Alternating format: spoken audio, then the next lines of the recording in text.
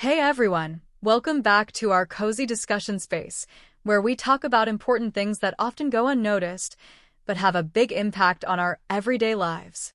Today, I want to invite you to explore a topic that might seem quiet on the surface, but can deeply affect a child's life and development: OCD in children. We often hear about OCD, or Obsessive-Compulsive Disorder, in adults. But did you know that this condition can also begin in childhood, sometimes even before they learn to read or tie their shoes? That's why recognizing the signs early can make a world of difference. The tricky part is, many of these signs often mimic regular childhood behavior, so they're easily dismissed. That's exactly why we need to talk about it more. Imagine this: a little girl who insists on saying goodnight in a specific sequence, or a boy who can't leave the house without checking the lock 10 times, even when running late for school. These aren't just harmless habits. They might be distress signals. A way for a child to cope with overwhelming anxiety. What do these behaviors really mean, and when should we be concerned? Let's break it down, step by step. What is OCD? Obsessive-compulsive disorder is not about being too clean or super organized. It's a real mental health condition where a person feels trapped in a cycle of unwanted thoughts, obsessions, and repetitive behaviors, compulsions. For children, these cycles can be particularly distressing because they don't fully understand what's happening in their own minds. They just know that certain thoughts won't go away and that doing certain things might bring relief, even if only for a little while. The relief is temporary, and the anxiety quickly returns, often stronger. What makes OCD in children especially tricky is that they often struggle to communicate their feelings. Their distress shows up more in what they do, not what they say. That's why recognizing patterns in behavior is key to early intervention. Children may also hide their rituals or thoughts out of shame or confusion, which can delay diagnosis and increase their suffering. As a result, understanding both overt and covert behaviors is crucial for timely support. In-depth signs of OCD in children. Let's go beyond the basics and explore the more nuanced warning signs. These can show up in the classroom, at home, during playdates, or even during mealtime. 1. Emotional meltdowns triggered by imperfection. Children with OCD might get extremely upset if their drawings don't look just right, or if their bedsheets have a wrinkle. These reactions are not just about frustration. They're fueled by an overwhelming fear that something bad might happen if things aren't perfect. This can lead to frequent emotional outbursts, especially during activities that involve creativity, art, or writing, tasks that don't always have clear right answers. 2. Delays in routine activities. Parents might notice that their child takes significantly longer to get dressed, eat meals, or finish homework, not because they're distracted, but because they feel compelled to follow internal rules or perform actions repeatedly. For example, a child may need to chew each bite the same number of times or line up their shoes perfectly before putting them on. These small rituals can add up, making everyday routines feel exhausting and time-consuming. 3. Overwhelming guilt or sense of responsibility. Some children with OCD carry an exaggerated sense of responsibility for others' safety and happiness. They might think, if I don't pray the right way, Mom will get sick, or if I don't step over this crack, something bad will happen to Dad. This kind of magical thinking places a heavy emotional burden on the child and often results in mental rituals that are invisible to those around them, but deeply distressing on the inside. 4. Covert compulsions, mental rituals. Unlike physical compulsions like washing or checking, some children perform mental rituals, such as silently counting, repeating words in their head, or mentally undoing bad thoughts. These can be harder for parents and teachers to spot. Mental rituals might occur frequently in class, making the child seem distracted or daydreamy. In reality, they're battling an internal war that leaves them exhausted and anxious. 5. Challenges with transitions and flexibility. Children with OCD often struggle with change.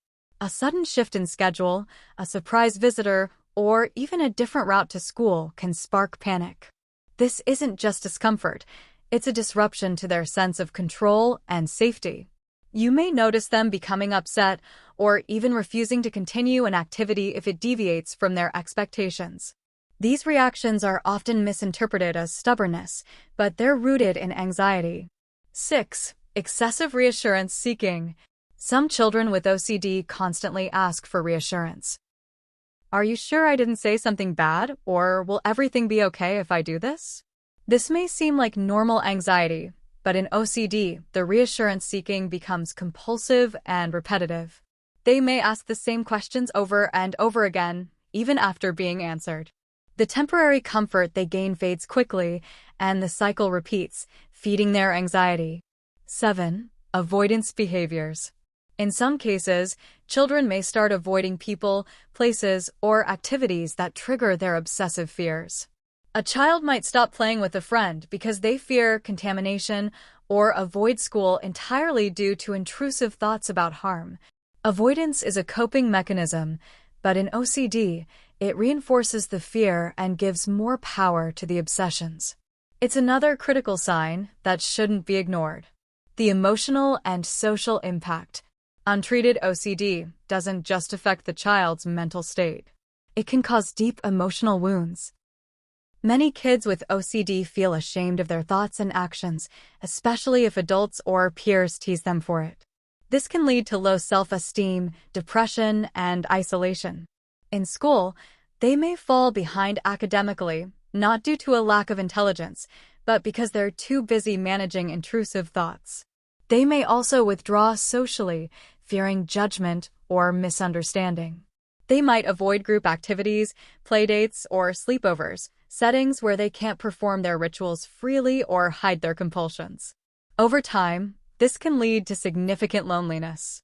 What's heartbreaking is that many of these children are aware something feels off, but they don't know how to explain it. They might even think they're bad or broken, which makes compassionate support even more essential. Real-life cases. A closer look. Let's talk about Aruna, a 10-year-old girl who couldn't step on cracks in the sidewalk. If she did, she felt an intense panic and had to walk back and forth until it felt right. Her parents initially thought she was just being playful, but the problem grew. She began avoiding going outside altogether. Then there's Daniel, a 7-year-old who repeated the word safe in his head dozens of times before opening a door. If someone interrupted him, he'd start over. He never told anyone about it because he thought they'd think he was weird. These stories highlight how OCD can quietly take over a child's life unless someone steps in with understanding and help. What causes OCD in children? OCD is a complex condition with no single cause. However, several factors may contribute. Genetic predisposition. If a parent or sibling has OCD, the chances are higher. Brain chemistry. Differences in serotonin levels may play a role. Environmental stressors. Moving homes, school transitions, trauma, or even bullying can trigger OCD symptoms in a vulnerable child. Pandas. In some cases, a streptococcal infection can lead to a sudden onset of OCD symptoms.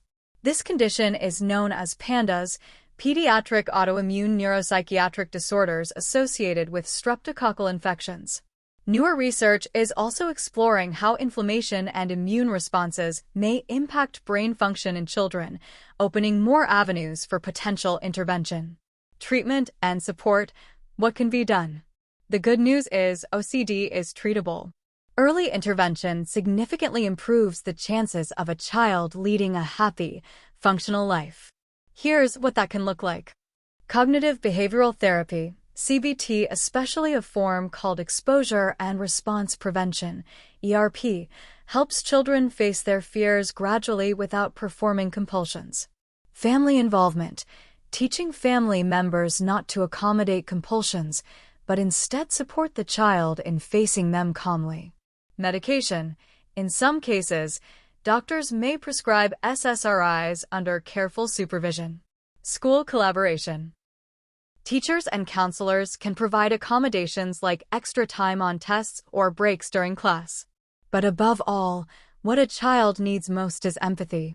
a safe environment where they feel seen, heard, and not judged. Parents and caregivers should also seek support for themselves. Helping a child with OCD can be emotionally taxing, and building a support network is vital for long-term resilience. Closing message. So, if you notice patterns in a child, anxious rituals, overwhelming fears, resistance to change, it's worth pausing and asking, could this be more than just a phase? OCD in children isn't just about quirks or habits. It's a serious mental health condition that can impact every corner of their lives. But with early detection, compassionate support, and the right treatment, these kids can flourish. If you found this video helpful, please share it with a friend, a teacher, or a parent who might need it. Let's keep this conversation going and make mental health support more accessible for every child. Disclaimer: this video is for educational purposes only and is not a substitute for professional diagnosis. If you suspect OCD symptoms in a child, consult a licensed child psychologist or psychiatrist immediately.